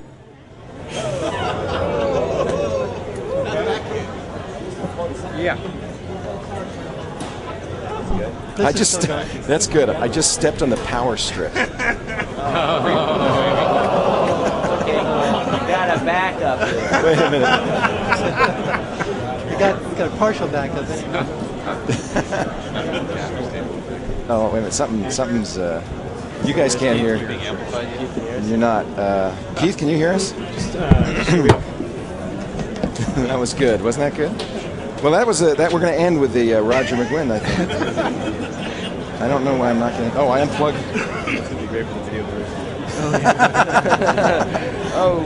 Hey, Leo, if you need the audio because that whole thing didn't save anything. No, we got audio. Okay. But what's weird is I can't get it to start up again. So that's what's the strange thing. Yeah, we're going to take a look. Why don't we do the giveaway? That's right. While I figure out what the hell happened. Hey, thank you, Ben Williamson and Apple. We really thank Apple stores for allowing us to use their facility for our very first TWiT recorded in front of a live audience. We thank all of you for being here. This is really great. Now, we just gave away an iPod, and we also, thanks to Apple, but we also gave away a bunch of these TWiT hoodies And I'll be honest, Ben called me and said, well, your sweatshirts have arrived. I said, my what? Because I was going to get pocket protectors, and I apologize to you all, but they didn't come in time. They're ordered, but of course everything takes longer than you think. We'll have them certainly by our next live broadcast, September 18th at Noonan's, and I hope you'll come for that. But these sweatshirts which came from a listener. Yeah. It says, Leo and crew, congrats on your first live show. I hope it's a success. Please enjoy these sweatshirts. They're in thanks for all of the entertaining shows. You might think it's an odd color choice, but this is actually reflective ink. So take a photo of somebody wearing it with a flash, and you'll see what I mean. You'll say, "Twit! Twit!" Subliminal twit. Or jump out in front of traffic. Yeah, that's right. Then they'll hit you. Yeah. Take a flash picture of me, John. Oh, yeah, so I have to zip up my twits. I use this technique, he says, I use this technique for a great deal of the bands that I do, and it works great in the surf skate industry as well. John's checking to see if it'll work. That's dead sexy. It's dead sexy. I love it. So we want to thank Chris Siglin of Capistrano Beach. Thank you, Chris, for the shirts. These are great, the sweatshirts. Cool. And Chris, if you send me, I'll send you an email, Chris. But if you send me information about your company or business, if you want, we'll put a plug on the. In fact, we'll do that for anybody who wants to give us free things. Anything you give us for free. We don't take advertising, but we take crap. Yep. As long as it's free. Take crap. Can I say one more thing? The HD7 acoustic guitar magazine's giving one away free. Oh, neat. Yeah, Martin Guitar Company and Acoustic Guitar Magazine have gotten together, and all you have to do is sign up. I don't know, it doesn't take anything. You don't have to buy anything. It's online, I think, right? So it's online, acousticguitarmagazine.com. We'll put a link in the show notes. Okay. That's a beautiful. That sound is so incredible coming out of there. I don't know if I did it justice. I mean, we had, that was an SM57 that Patrick. It's the punk rock microphone of choice, says Patrick. So. Yeah. We used them for many years. Who does your guitar manufacturing? That's a Martin. Really? Yeah. Yeah. Martin. That's nice. So there you go. I mean, that's a nice, And nice the price? guitar. It goes for $5,400, but you can get them for less. Well, that's not street, awful. Street prices in the 40s It's somewhere. not awful for a really good handmade. Yeah, for a great They are guitar. handmade. Yeah. Well. Made by hands. Yeah, they're made by human people in America. Yeah. Hooray. So thank you, everybody, for being here, and thanks to the Apple Store. We can take some audience questions. Matt Granowitzki, our TWiT turn. He's a private in the TWiT army, but he'll be corporal if he keeps this up. Just raise your hand if you have a question you'd like to ask or a comment you'd like to make about TWiT. You can raise your hand. How old is he? Is he 2? You can. If you have a question, it's okay. He's well trained from school. Yeah. Do you need a potty break? Because I can give you a pass, and Go ahead, just take somebody at random. There you go. Yes, sir. What's your name? Brooke Drum. Hi, Brooke. Welcome. Hey. I just wonder what the business model is for this, because either you guys are rich or you're bored. Because, you guys are well known, but rich guys like us wanting to start a podcast or video cast, no one knows us. Right. So what's the incentive? Is it just for fun, or is It's there a way to make money off this? guys like you from taking our, Yeah, exactly. Actually, I think if we didn't do it, then we'd be a problem. It's fun for me. So you're not taking advertising or anything, so no. How do you do it? Patrick, you raised your hand. Would you explain our business model? This is partially just pure vicious bitterness and vengeance on the part of a bunch of people who Do you remember the original name of the show? Yeah. The Revenge of the Screensavers. And so it was almost, you could say, it was purely motivated by malice. There's no money in that, though. Well, don't knock actually, malice, There's though. a lot of money in that because it works really well on major media. Just look around at what gets broadcast. Jerry Springer, all about the hate, right? Somebody sent me an email. I got the greatest email saying, "What's your business model?" Because he says, I know you do this and this. Do you make all the money on books? What are you making how are you making a living? But we have day jobs. We all have day jobs. I do a TV and radio show. Yeah. Patrick works for PC Magazine. Who here doesn't work full-time for themselves or someone else? Well, the only one who really is in this for real is Prager and Kevin, because they're doing Revision 3, and they're the ones really putting their butts on the line. But we all have jobs. And I'll get fired if enough people don't watch Digital Life TV. DigitalLifeTV.com. They're a business model out. These guys are just blowing smoke. A business model will emerge. That's not blowing smoke. One will emerge. I think really at this point, the model is, and all of this is paid for by donations. So we do it for free, although I think we have enough donations that we could probably pay people, some small amount of money for appearing on it. But it's not a business. We were never created it as a business. We created it because we like doing it. It's a public service. Well, it's not that either. We created it because we like doing it. It's fun. be one to me. Well, people like it. It's a public service. I like to look at, like the Grateful Dead had a place where you could record their stuff, you know. Right. And a Tapers Pavilion. Yeah. And it didn't hurt them. They got bigger than Didn't any hurt other them at all. band in the world. Yeah. So. We all get some benefit. I don't think Call for Help would be back on G4 My if it weren't for blog the at success. Dvorak.org/blog numbers have doubled. Has it? If you say it again, it might go triple, you know. Dvorak.org/blog. There you go. Look at that. So we all get some publicity out of it, but publicity in itself doesn't make you money. And most of the time we reject that kind of thing. Yeah. But the thing is right now. Why are you not on mic? Can you put your mic somewhere that I can hear it? It's been there the whole. I know, but I don't hear you very well. Is it unplugged? No, I can hear you. Just talk into it a little more. Yeah. When I do that, I breathe. When There I you breathe, go. you get upset. Don't breathe either, though. Yes, you can talk but not breathe. The thing is, like the model for all this IP stuff is right. To borrow from Dvorak, it's all evolving, right? There's no Nielsen, there's no Arbitron rating system, and the problem is if you're looking for somebody else to pay for this, they either have to trust and believe in your product, like a sponsorship you'd get for a race car, which is a nightmare to get, or you have to prove by hosting all of your own content that you have a large enough user base to warrant somebody spending on it, right? The advertising model is usually CPM, cost per thousand listeners, and you get paid X number of dollars for cost per thousand listeners, which is usually either verified by you holding up something that says, hey, I had 150,000 downloads last week, that's 150,000 bodies, or it's done through other means, and it's a messy system to set up. We have proof of numbers. We have good numbers, and Yeah. we could probably make money on this. In fact, we're probably losing turning a lot of money. Yeah, we're turning away advertisers all the time. We didn't want advertisers because we didn't want to have anybody tell us that, first of all, we weren't completely independent. We didn't want anybody snooping into our... we're all rebels. We're rebelling against... except for Dvorak. No, I think it's true. That's how this got started, John, is we didn't... The only limit we give ourselves We is are just holding rebels. that PG-13 rating. So Get these Sennheiser headsets on a little tighter. I'm such a rebel. AOL, there is a condition for the bandwidth we get from AOL. We get two things from AOL. We get bandwidth, so we don't have to pay for that, which is something that you as a podcaster would have to figure out. How are we going to do that? You could do BitTorrent, but then you couldn't be on iTunes, and iTunes is a very important publicity medium. So that's an issue. We get bandwidth from AOL. In return, we actually get two things. We get bandwidth, and they play this on AOL Radio, which is very valuable. That's 10 million uniques a month. So that exposes us to a large audience. So they're giving us airplay, and they're giving us bandwidth in return for us saying AOL Radio, thanks for the bandwidth, which we've just done, so we don't have to do it again.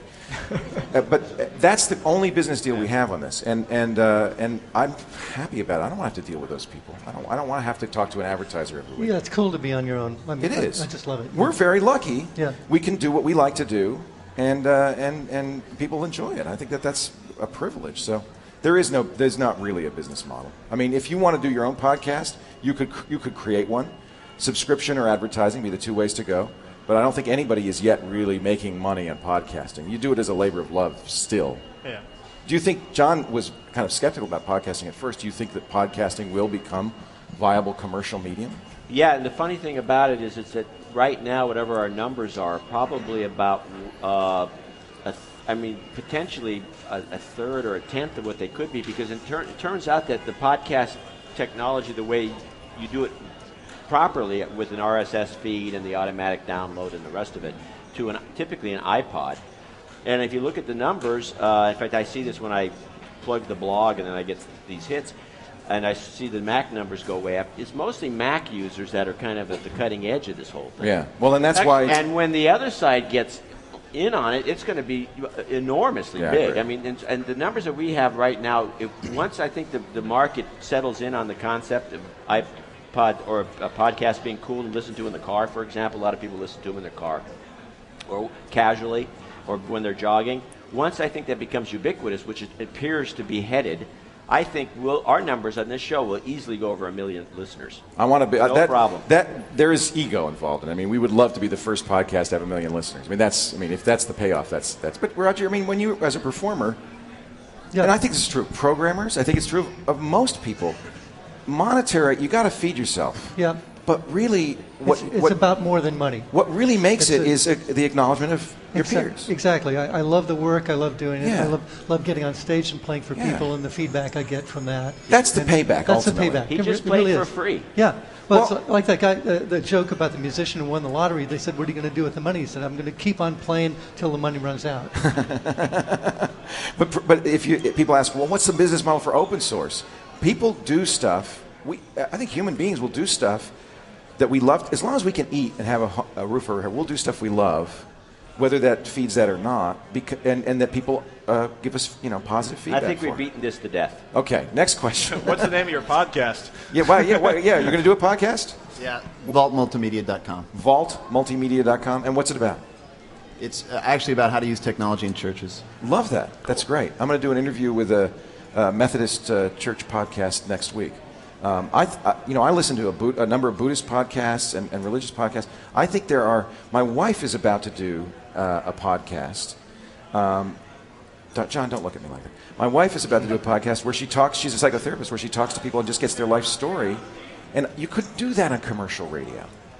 And yet, this is what's so great about podcasting: is there's an explosion of content. Do they know they're being recorded? Yes, they will be. They will be knowing that. Go ahead. Yeah, yes, sir. Wait till Bozo's gets to you there. Bozo's knows. Leo, what method would you recommend is the easiest way to do the RSS encoding for a program to make it a real podcast?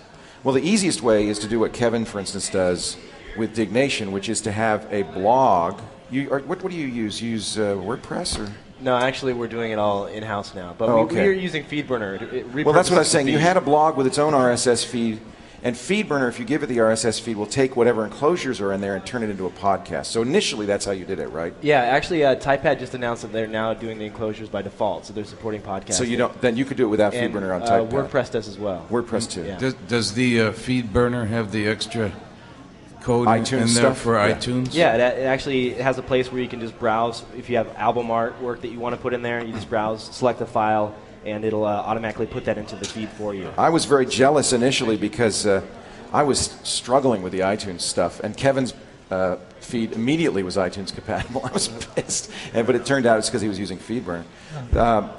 What we do now is we for TWiT, and in fact for all my podcasts, I hand encode the RSS using a great program called Feeder, which is a Macintosh-only program that makes it very, very easy. And what I found is that in the early days of RSS and of podcasting, people would it was kind of very basic. The enclosure, the location of the enclosure, maybe some simple descriptive stuff. What we do now is we put the whole show notes in there. When you get the RSS feed, you don't just get the sound, you get all the show notes, you get a lot of extra stuff. And I can do that now because I'm using Feeder, so I could put the show notes into the RSS feed. And I think I think podcasts are going to want to do that. I think they're going to want to make the feed be more than here's the audio. Yeah. That's what I'm using too. You like Feeder? Yeah. Yeah. Dynamite. Yeah. What's the name of the John Hammond Show? It's a podcast version of my cable TV show I've been doing for 22 years in New York City. Oh, that's great. Yeah. What's the show about? It's music, travel, and soft news. That's great. I stay away from the hard news. I leave that for CNN. That's exactly what this CBS. podcast is about. Yeah. Music, travel, and soft news. Right on. Next question. Thanks a lot. Is that johnhammond.com? By the way, I'm John with no H. I'm the organ player, accordion player. Member of Local 802 Musicians Union, Local 6 in San Francisco. You guys can jam after the show. Yeah. You bring a keyboard. Sal goes, with right on, dude. And what's the URL for it, John?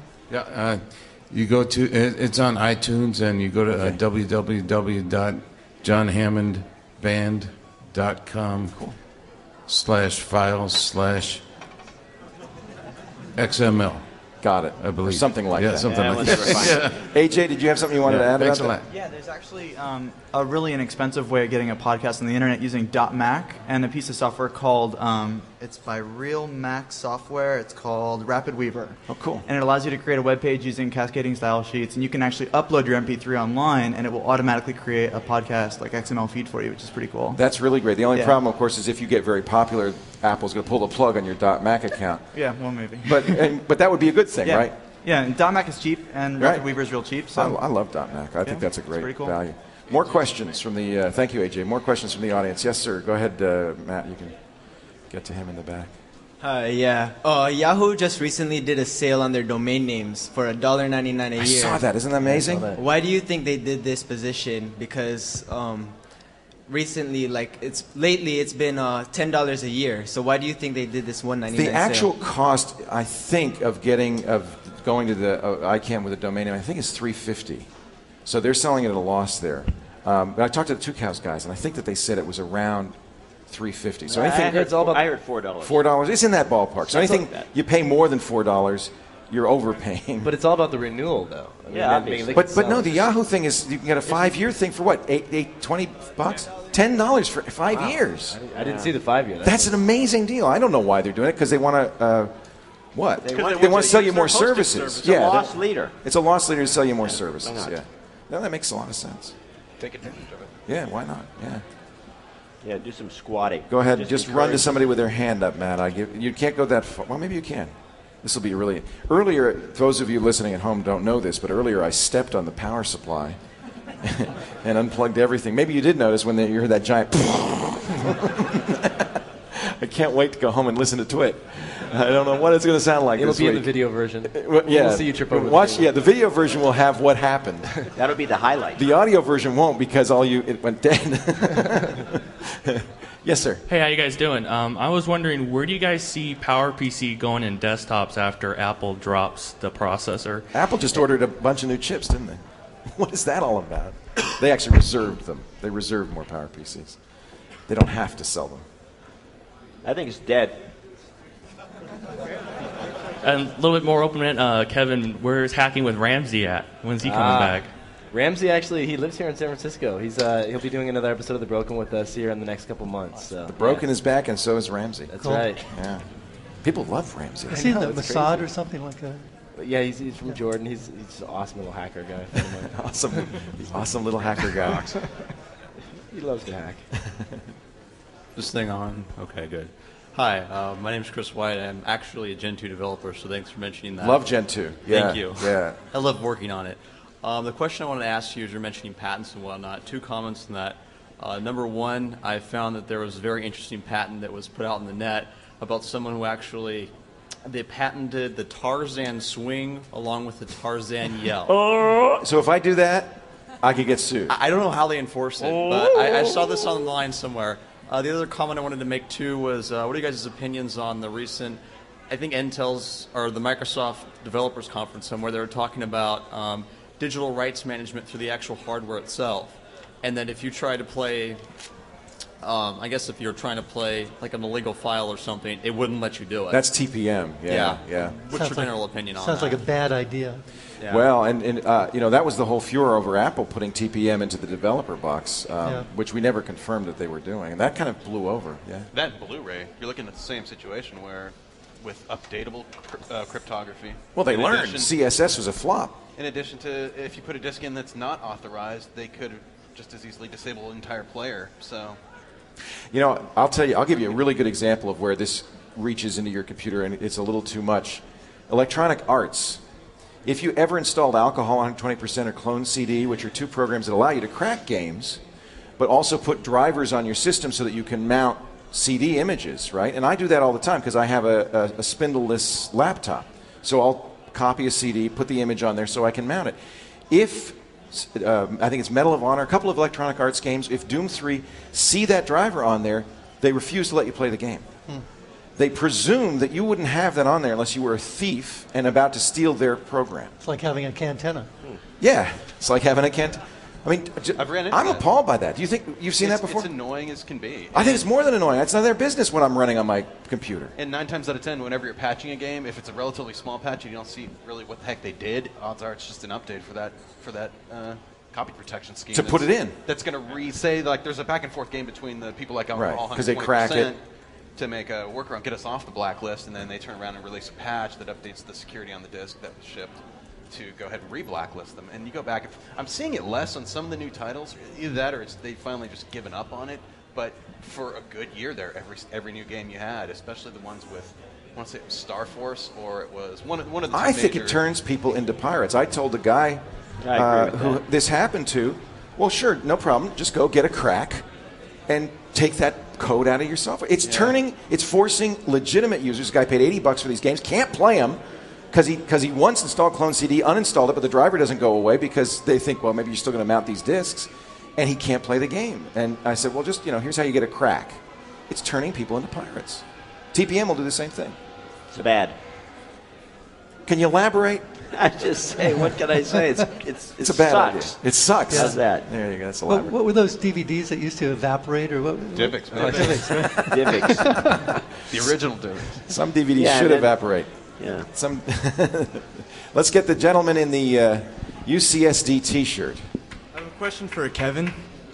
Did G4 fire you, or did you resign? No, I resigned. They actually, it was there was about 30 days there where I was trying to get on my contract, and I went into Peter Green, who was in charge of programming there at G4, and sat down with him and said, I really want out. I want to do my own thing, and thankfully they released me. Otherwise, I wouldn't be able to do what we do with Revision 3 because I signed a 3-year deal with them. Yeah. I'll vouch for that because he was so happy. Yeah, I remember, right. I remember when he told me. I was like, it was just, I don't know, man. G4 sucked.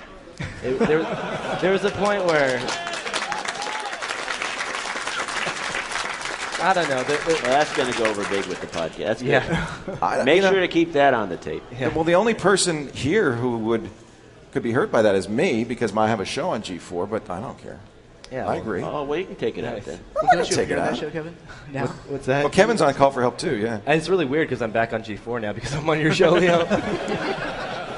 But without a contract? You have With no contract. No contract. Leo didn't make me sign a contract, That's good. so we're good there. I'm thinking about it, though. 4, 5, 6 years. No compete. Lock him down. No. Yeah, Tech TV lives on in a weird way, doesn't it? Yeah. I mean, it just refuses to die. We're the living proof Yeah. of that. But I think it lives on because, not because of us, but because the viewers wouldn't let it die, basically. I mean, it would be long gone if people didn't want it back. It had a bigger market than G4 gave it credit for.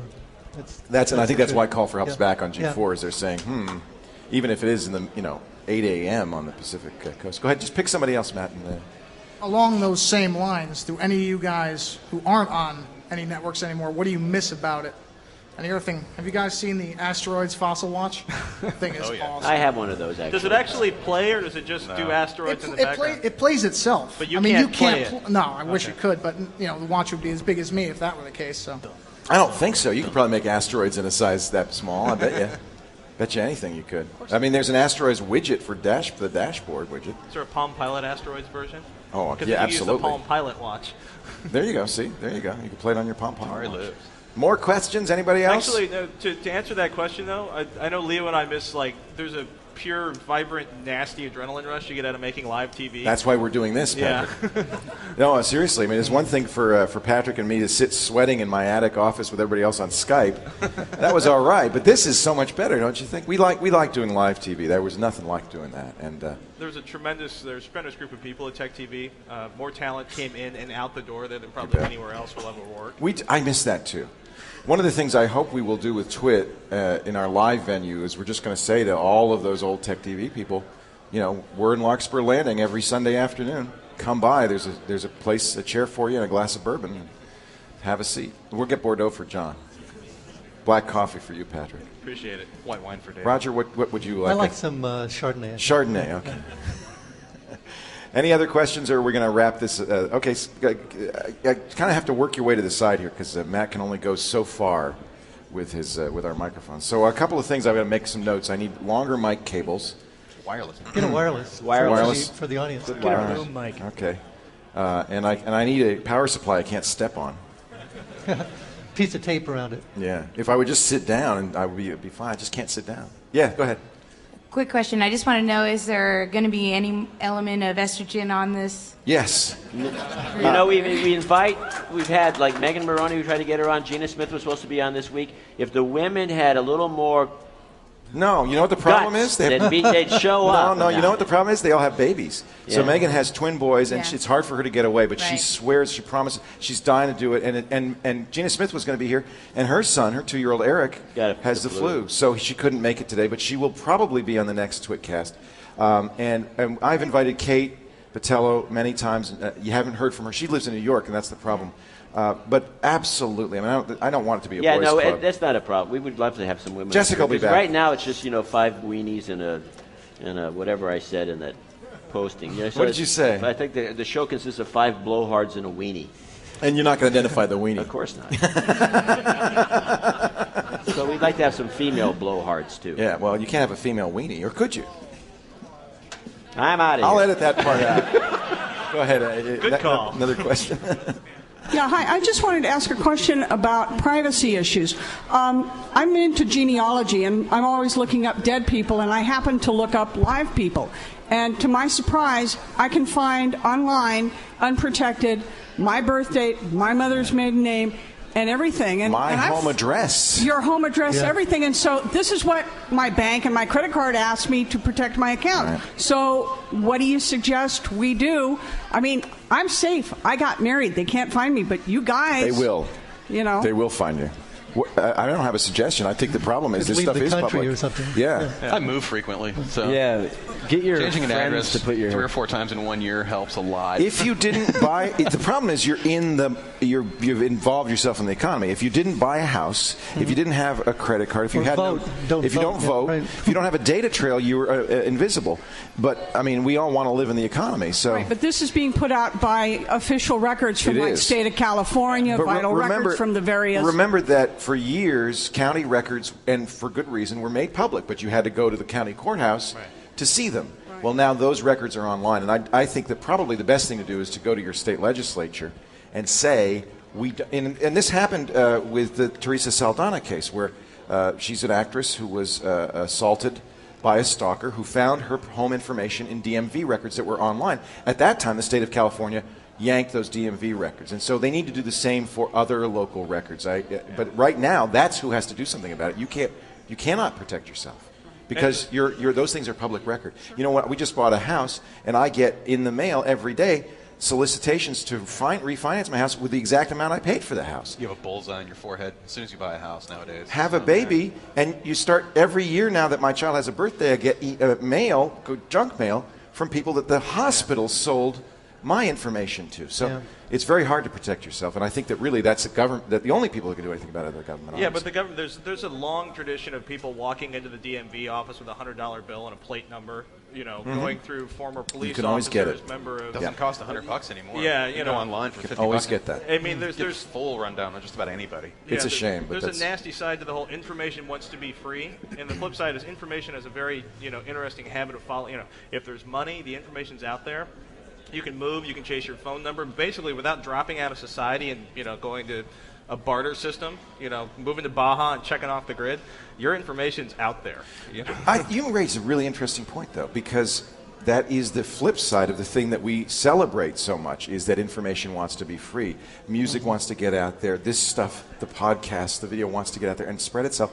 Well, information doesn't discriminate between your personal information and anything else. All of it wants to be free. So this is the flip side of the technology that we celebrate. There needs to be some legislation. That's what needs to happen. I think it's the only way, frankly. But, I mean, you can't trust the government, I think, to do the right thing in this case, can you? Because commercial interests... all these jerks that are in there out and put some normal But nobody people does. in it. Commercial interests want this information. It really needs to be an opt-in system where, unless you say otherwise, so. I agree. It does And not one final comment. release to the public. Next time for your next free broadcast, why don't you solicit some duct tape so you can tape down all of your cords? You should see this. Well, you will if you watch the video version of it. But, it's all carefully designed. And all of us that have worked at Tech TV have tons of gaffer's tape. Stuff is so handy. It is. It's great for everything. I have a pledge to keep this podcast down to CD length. We've already exceeded that. But what I'm trying to do is keep it down to 2 CD length for this particular podcast so that we can make... What we'll do is we'll split it in half. And we'll have a 2-hour and 10-minute versions. How many of you, just out of curiosity, how many of you listen to the podcast on your computer? Most of you, huh? How many of you listen to it on portable devices? Oh, about an equal number. How many of you burn it to a CD? Just a few, a handful, but those are the ones that we're doing that for. So forget it. Obviously, it's a non-existent market. Well, I just think it's a nice thing to do. I don't know. How many of you listen to the MP3 version? AAC version? OGG version? Yeah, him and him. 2 guys. I should probably explain that a lot of people MP3, even more probably AAC, of course, this is an Apple crowd, and not any for the OGG version. Anybody... How many of you would currently I distribute a 64 kilobit version, which is actually a CD quality version. How many of you listen to the 32 kilobit or the lower version, or would like an even lower quality version? You like the high-quality version. Yeah. Most people have enough bandwidth that they can download the high-quality version. Finally, if we were to create a merchandising store at, let's say, Think Geek, with T-shirts, mugs, sweatshirts, Patrick Norton masks, would you buy merchandise? All right. Put the guitar on there, too. I'd like to thank Roger McGuinn for being here. It was so great to have him. Patrick, you got to get back to guitar now. I'm sorry. Patrick's been like Elvis for most of this podcast. He's been holding the guitar. Not playing it, just holding it. Patrick Norton. Running scales. Patrick is on TV again on the internet. DigitalLifeTV.com. David Prager is, of course, working for System and Revision 3, putting out more IPTV with Kevin Rose. The great Robert Heron is available at PCMagazine.com. He's their HDTV king. Kevin Rose, you want to tell us anything about what you're up to? Because I know you got a lot of projects. And mostly trying to scale Dig right now. Dig is really taken off. Yeah. Dig is amazing. DIGG.com. And we got to work out a way that I could get you the show notes so that you have them on Dig. We'll figure this out. Right now, I mean, it goes out at the same time. I mean, you can always get it off the website, but you probably want it ahead of time. Yeah, right? we'll get it. We'll figure it out. Yeah. John C. Dvorak at Dvorak.org/blog. PC Magazine, Market Watch, here and there. But Dvorak.org/blog will link to those other. And ladies and gentlemen, does John get any spam? No spam. John, I get no spam, Dvorak. And I want to introduce somebody who we haven't talked to yet. Ashley. I call him Ashley TWiT. Ashley Witt, who is a composer. He's done music for many movies you've seen. He works with, I was going to say Richard Burton, Tim Burton, and a number of other people. And he's the guy who did this great Doing the Twit theme. I just want to thank you for that, Ashley. It's just really a great contribution. How did you come up with it? Well, before you started TWiT, I don't even think you remember it, but you were in the KFI chat room and you actually mentioned some of the stuff that you'd like to hear in a song. Oh, I did? Yeah. I don't remember that. And you wanted a little guitar, you wanted to be upbeat, a little hip-hop-ish. You put a few songs up for people to listen to. And pretty much within a few days, it's really awesome. I had just like 30 seconds or something like that, I think, and I sent you an email, but I didn't hear anything, so I thought, whatever, I'll just let it go. Somebody will put some music. And then one of the guys in the chat room, and I think you were one of them that pushed it along there, William, but there were actually a couple that just said, well, you need more, you got to put more, you got to have Leo listen to this. And then they kept bugging in the chat room. Once I heard it, I flipped my lid. I must have missed your email. Yeah. Oh well, I'm sure that's easy. I wasn't too worried about it. I wasn't going to send you 50. Well, please do. Everybody next else time. was saying that, but yeah, it was really the chat room, the guys in the KFI that Mike B and Dan and there's a big gang and they finally got you to hear it. Yeah, I'm so glad they did. Yeah, I'm so glad they did. Well, but it was for those fun, of us, obviously. those of you who were here live earlier, you heard Ash perform a little bit of that. We're going to close the show with that. I want to thank you, Ash. I want to thank our panel today, and I really want to thank the live audience for being here. Thanks, because we wouldn't do this without you. Thanks to Apple and the Apple Store San Francisco. Remember, we're live from now on at Noonan's Larkspur Landing in beautiful Marin County. Please come by and say hi anytime. The Pocket Protectors will come in the next couple of weeks, and I'll have them for everybody who wants to. Say it with me. Ladies and gentlemen, another TWiT is in the can. Have a great one. Bye-bye.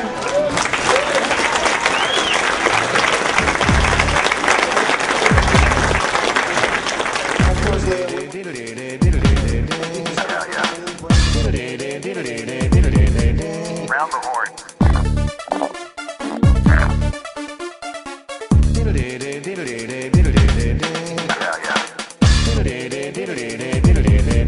Round the horn. All right. I should have paid attention. I don't know what I'm going to do. Too much work. The problem is, there's no limit. My server's completely collapsed. So here's the deal. I'm just trying to get the thing up, but I have a hell of a time. What blue screen's like? Forget it. I'm killing you. Round the horn. Doing the twit. All right. Doing the twit, baby.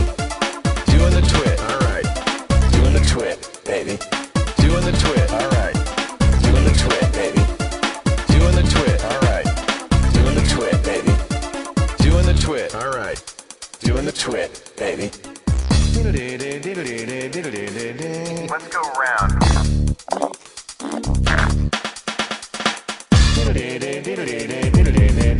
Round the horn.